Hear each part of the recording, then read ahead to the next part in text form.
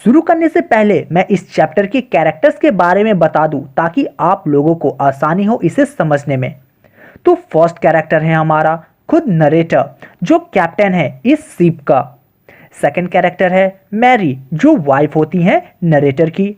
Third character है Nathan, जो 6 year का ओल्ड सन है नरेटर का, 6 साल का बेटा है नरेटर का। नेक्स्ट फोर्थ कैरेक्टर है हमारा सुजैन, ये 7 साल की बेटी है नरेटर की। फिर नेक्स्ट है हमारा लैरी विजल, ये अमेरिकन क्रूमैन है जो नरेटर ने हायर किया था केप टाउन से। और नेक्स्ट है हमारा हर्ब सिजलर, ये भी एक क्रूमैन है, स्विस क्रूमैन है, जिन्होंने नरेटर ने जिसे हायर किया था केप टाउन से ही। तो इस चैप्टर में नरेटर अपने सी जर्नी, थ्रिलिंग सी जर्नी को बताते हैं। जो नरेटर जो है वो 37 ईयर्स के हैं और ये एक बिजनेसमैन होते हैं। उनकी जो वाइफ है मैरी, उनका ये सपना था कि वो पूरे वर्ल्ड को घूमे, वो भी एक समुद्र के रास्ते, just like the famous captain James cook जो 200 ईयर्स पहले गए थे। जुलाई 1976 फ्रॉम प्लाईमाउथ इंग्लैंड से नरेटर और उनका पूरा फैमिली, जिसमें उनकी वाइफ मैरी, जोनाथन उनका 6 साल का बेटा और सुजैन उनकी 7 साल की बेटी साथ में होती है इस वॉयज, समुद्री यात्रा पर। इस वॉयज सी जर्नी की तैयारी वो पिछले 16 ईयर से कर रहे होते हैं और खुद का एक शिप जो होता है वो रेडी करवाते हैं विद द प्रोफेशनल्स, एक प्रोफेशनल से वो बिल्ड कराते हैं, जिसका नाम उस नाव का नाम वो लोग वेव वॉकर रखते हैं, जो 23 मीटर्स लंबा और 30 टन्स का वेट होता है उस शिप का। तो जो बोट बनाई गई थी उस बोट का काफ़ी टेस्ट किया गया रफेस्ट वेदर में, इससे पहले कि वो लोग उस बोट पे अपना वॉइस के लिए निकलते। तो अब उनका वॉइस का यानी समुद्री यात्रा का पहला 3 साल तो वो काफ़ी अच्छे से निकलता है और इन 3 सालों में वो लोग 1,05,000 किलोमीटर का सफ़र जो है वो पूरा कर चुके होते हैं, जब वो वेस्ट कोस्ट ऑफ अफ्रीका से केप टाउन की तरफ अपना जर्नी कर रहे होते हैं।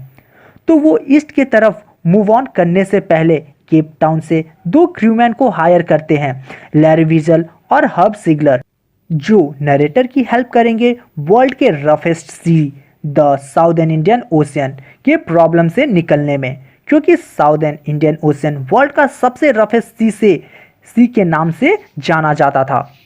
तो सेकेंड फेज जर्नी का था वो 1,50,000 किलोमीटर का था और ये डिस्टेंस ऑस्ट्रेलिया पहुंचकर खत्म होना था। तो सेकेंड डे जर्नी का ये लोग 15 मीटर हाई सी वेव को फेस करते हैं, जो कि तेज हवाई के साथ उठ रही होती है। 25 दिसंबर तक वो लोग किसी तरह इस हार्श वेदर में 3500 किलोमीटर तक ट्रैवल कर लेते हैं toward the east of the Cape Town. Weather के खराब होने के बावजूद नरेटर और उनका पूरा परिवार क्रिसमस को बोट पर ही सेलिब्रेट करते हैं, लेकिन जैसे जैसे टाइम गुजरता जा रहा होता है मौसम भी पूरा खराब होता चला जा रहा था। अब 2 जनवरी की सुबह ही वो लोग एक काफ़ी स्ट्रॉन्ग विंड, हाई वेव और तेज़ हवाई को फेस करते हैं। वो लोग जीप की मदद से बोट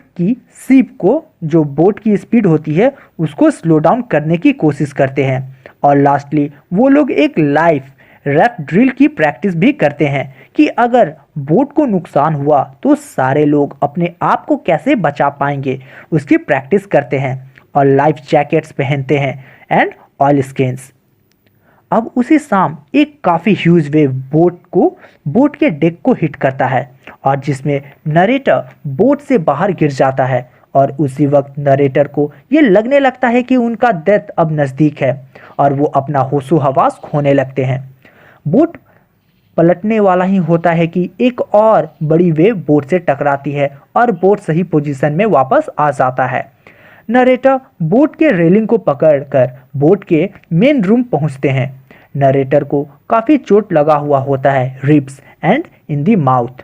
फिर भी नरेटर होप नहीं खोते और वो खुद शिप के स्टीयरिंग को संभाल रहे होते हैं। फिर उन्हें ये रियलाइज़ होता है कि वेव के कारण बोट के निचले वाले हिस्से में पानी भर गया है और अपनी वाइफ मैरी को कहते हैं कि वो स्टीयरिंग को संभाले और अपने क्रूमैन को पानी को बाहर निकालने को कहते हैं।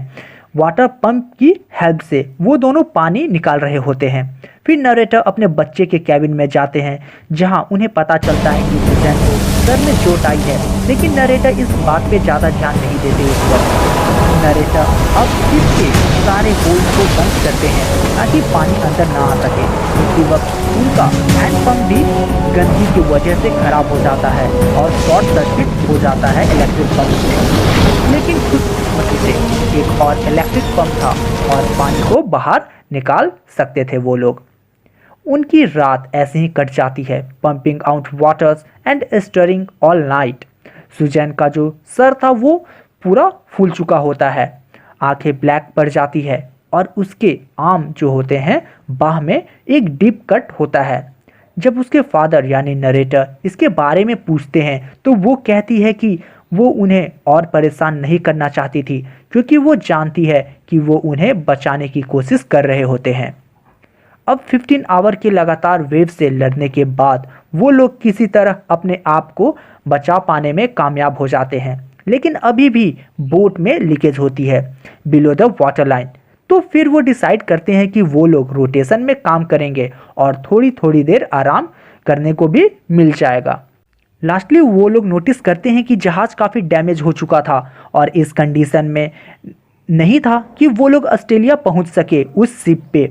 तो वो लोग ये डिसाइड करते हैं कि वो सबसे नज़दीकी आइलैंड आम्स्टरडैम, जो एक फ्रेंच साइंटिफिक बेस है, वहाँ वो आराम करेंगे। फिर भी शिप की कंडीशन इतनी ख़राब होती है कि इस आइलैंड पे पहुँचने का जो चांस होता है वो भी काफ़ी कम होता है जब तक ये विंड और सी थोड़े शांत नहीं होते और उनका सपोर्टिंग इंजन भी खराब हो जाता है।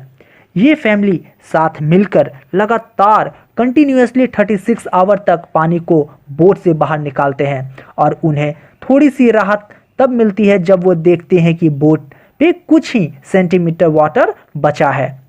मैरी ये नोटिस करती है कि उनके पास खाने का भी शॉर्टेज हो गया है और वो बचा हुआ जो खाना है सम कॉर्न बीफ एंड क्रैकर्स, वो लोग एक दिन का खाना जो है वो 2 दिन तक खाते हैं थोड़ा थोड़ा करके।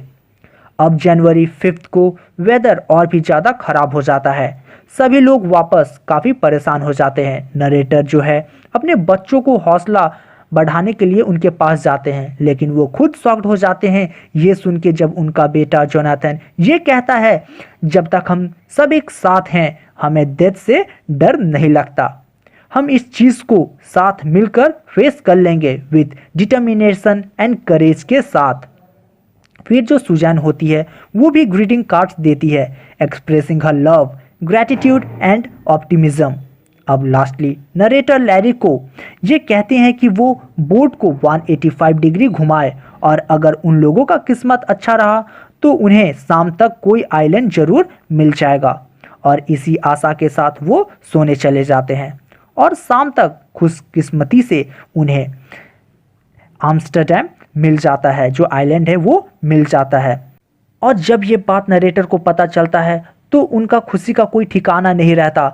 जोनाथन नरेटर को best captain and best daddy कहता है इस पूरे वर्ल्ड में। फिर वो लोग शोर पे आते हैं और वहाँ के लोकल लोग भी उनकी मदद करते हैं आइलैंड तक पहुँचने में। लास्टली नरेटर का दिल भी पूरा भर आता है ये सोचकर कि किस तरह लैरी और हर्ब ने उनका साथ दिया, उनकी वाइफ मैरी ने सपोर्ट किया और उनके 2 बच्चे ने भी अपने प्रॉब्लम को शेयर नहीं किया जब सुजैन को चोट आई थी सर में और जोनाथन जो मरने से नहीं डर रहा होता है। ये सारी बात नरेटर सोचते हैं।